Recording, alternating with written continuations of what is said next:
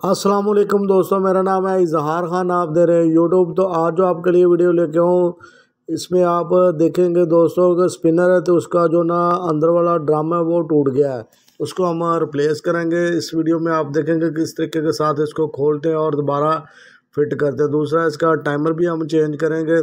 तो इसको सबसे पहले तो ऊपर का कवर हटा के आपको दिखा देते हैं।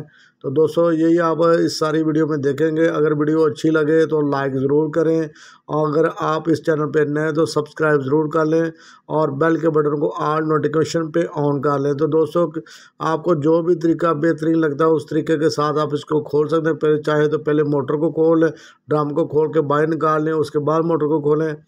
तो इसको हमने रिप्लेस करना है। ये लोकल है, बिल्कुल पाकिस्तान में बहुत ज़्यादा आम चल रहे हैं और बेहतरीन चल रहे हैं। तकरीबन ये 7 से 8 साल हो गए इसको यूज़ होते हुए।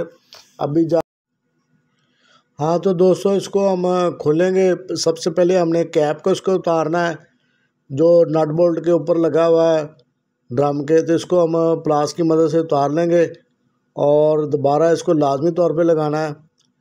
तो दोस्तों जो स्प्रिंग है इसके जो हमने वो चेंज कर देने हैं। तो इसके लिए 13 नंबर की टी इस्तेमाल हुई है। तो इसकी आप पहले भी एक वीडियो इस हमारे चैनल पे देख सकते हैं। उस वक्त इसकी मोटर ख़राब हुई थी तो हमने इसको मोटर को रिप्लेस किया था।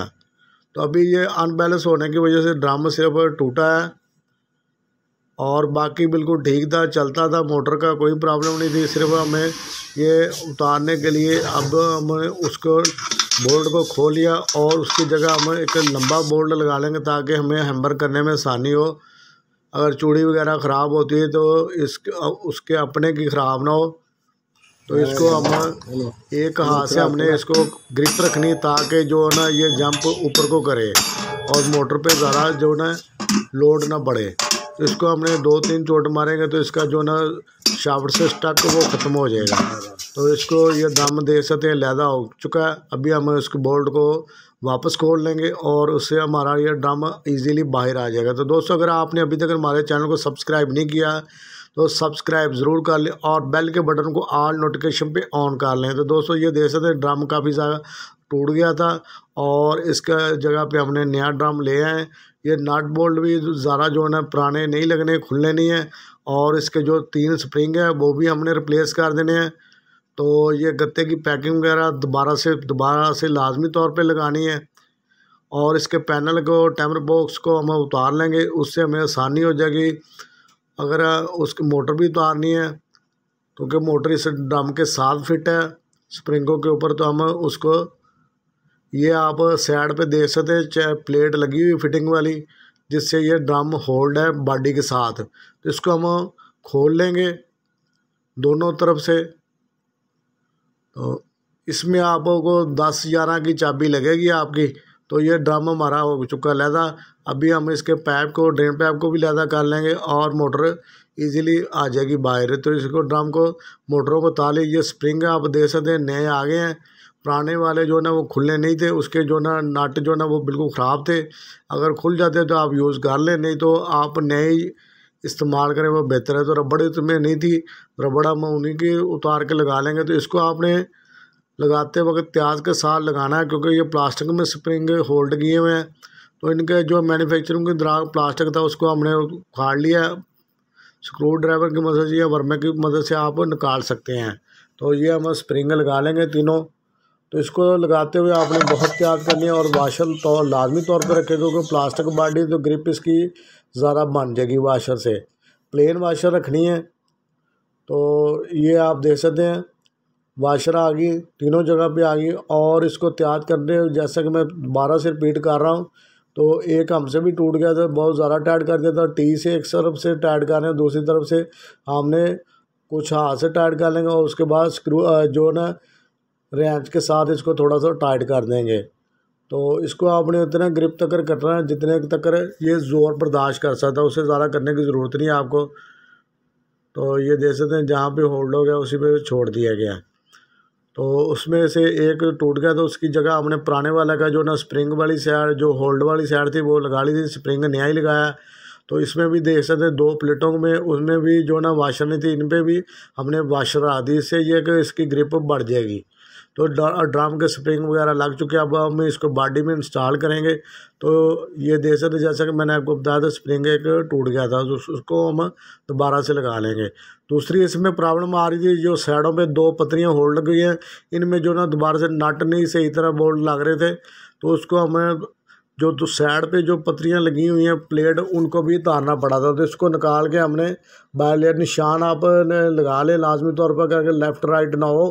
تو اس میں آپ دیکھ سکتے ہیں یہ اوپر نیچے بھی اس کی سپیس ہے، تو اس کو بھی آپ نے دھیان سے فٹ کرنا ہے، تاکہ ڈرم کی موٹر اور جو اندر پورا سسٹم ہے وہ اسی کے ساتھ فٹ ہے. تو اگر آپ اس کو لیول نہیں کریں گے تو یہ ڈرم آپ کا اوپر بالکل اٹھ جائے گا. تو اس سے یہ ہوا کہ اوپر باڈی کے ساتھ لگنا شروع ہو جائے گا. اس چیز کا بھی آپ نے خیال رکھنا ہے. تو اس کو ہم نے ڈرم کو فٹ کر دیا ہے، اور ان دونوں طرف سے ٹائٹ کر لیں. بالکل صحیح طریقے سے ہونا چاہیے، تاکہ اس نے کافی سپیڈ سے چلنا ہوتا ہے. تو اس میں یہ ہے کہ وائبریشن ہوگی اور ڈرم دوبارہ سے بھی ٹوٹ سکتا ہے. تو اس کو دوبارہ سے ہمیں موٹر آپ دے سکتے ہیں، تو اس کو دوبارہ ہم فٹ کر دیں گے. تو اسی طریقے کے ساتھ اس میں بھی آپ نے زیادہ زور نہیں لگانا، کیونکہ یہ بھی دونوں سائڈوں جو ہے نا پلاسٹک کی ہے. تو دونوں طرف سے ٹی کے ساتھ ہم اس کو ہلکا ہلکا ٹائٹ کر دیں گے. تو ہمارے ہو چکے ہیں، یہ تینوں سائڈیں ٹائٹ ہو چکی ہیں. اب ہم اس کو سیدھا کر کے جو ہے نا جتنا بھی یہ آپ دے سکتے ہیں. تو اس میں 11 نمبر کی چابی لگ رہی ہے. تو اسپنر کو سیدھا کر لیا. اب ہمارا اسپنر ڈرم لگانے کا ٹائم آ گیا. تو اس کو ہم نے موبلائل گریس کوئی نہ کوئی چیز لازمی طور پہ لبریکیٹ لگا دیں، تاکہ یہ شافٹ پہ سٹک نہ ہو. تو اس کو ہم نے لگا دیا. دوبارہ سے ہمیں ہیمر کرنے کی ضرورت پڑے گی. تو اب ہم ٹی کے ساتھ ہی اس کو ہیمر کر لیں گے، کیونکہ اب ہم نے ڈرم کو ہیمر کرنا ہے.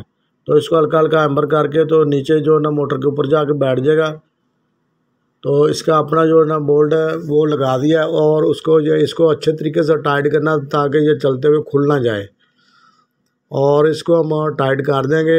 ایک طرف سے آپ نے ڈرم کو پکڑنا اور ٹی کو ٹائٹ کرنا، تو بالکل اچھے طریقے سے یہ ٹائٹ ہو جائے گا. اس کے بعد ہم آپ کو چلا کے بھی دکھائیں گے. تو دوستو، اگر آپ کو یہ ویڈیو اچھی لگے لائک ضرور کریں، شیئر بھی کریں. تو اسی طرح ہم HVAC گھریلو ایشیا کی ریپیئر کے بارے میں ویڈیو اپلوڈ کرتے رہتے ہیں. تو دوستو، ہمارے چینل کو سبسکرائب ضرور کریں. اور گتوں کی پیکنگ لازمی طور پہ جو ہے نا دوبارہ سے فل کر دیں. اور اس کا جو اوپر والا کور ہے وہ بھی لگا دیں گے. اور اس میں ہم نے ٹائمر، جیسا کہ آپ کو بتایا، ٹائمر بھی ہم نے چینج کر دیا تھا. ٹائمر کی اتنا کوئی خاص کوئی پرابلم یعنی کہ اس میں ڈیفیکلٹ نہیں ہے. 2 تاریں ہوتی ہیں، وہ آپ ایزیلی ٹریس کر کے لگا سکتے ہیں. اور تیسری تار جو آپ کو نظر آ رہی ہے وہ جو ہے نا اس میں لائٹ کی ہے. لائٹ اس میں فی الحال نہیں ہے. تو یہ جو اوپر والا کور بھی ہم لگا دیں گے. اس کے بعد ہم اس کو آن کر کے دیتے ہیں. تو دوستو، اس طریقے کے ساتھ آپ ایزیلی ویڈیو سے فائدہ حاصل کر سکتے ہیں. 2-3 ویڈیو دیکھیں، جس کا آپ کو کام اچھا لگتا ہے سپورٹ لازمی طور پہ کریں، تبھی ہم اس کو آن کرتے ہیں. اگر آپ کو یہ ویڈیو اچھی لگے تو لائک ضرور کریں، اپنے دوستوں کے ساتھ شیئر کریں. تو دوستو، اسی طرح ملیں گے نیکسٹ ویڈیو میں. تب تک کے لیے اللہ حافظ دوستو.